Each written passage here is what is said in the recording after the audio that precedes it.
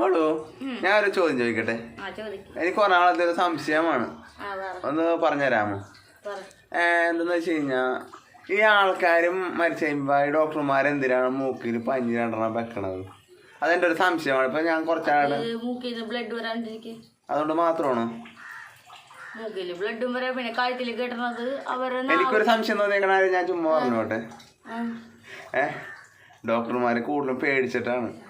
ആള് മരിച്ചെന്ന് ഉറപ്പ് വരുത്തിയിട്ട് വീട്ടിലോട്ട് കൊണ്ടുപോകുമ്പോ ചിലപ്പോ ശ്വാസം വന്നു കഴിഞ്ഞാൽ അവരെ കുറ്റമാവൂല, അവർക്ക് ഒന്നാണെന്നല്ലേ വരുള്ളൂ. അപ്പൊ അല്ല, എൻ്റെ ഒരു നിഗമനം വെച്ച് ഞാൻ പറഞ്ഞതാണ്. അങ്ങനെ ഞാൻ പറയൂലേ?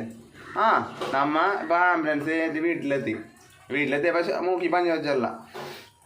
അപ്പൊ ഈ ആളവിടെ എത്തുമ്പോ എന്തൊരു ദൈവഭാഗ്യം കൊണ്ട് മൂക്കിന്ന് ശ്വാസം വന്നു. അപ്പൊ ചിലപ്പോ ചാടി എനിറ്റാല എന്നുള്ളൊരു ഭയം കൊണ്ടാണ് ഡോക്ടർ കയറ്റി വെച്ചത്.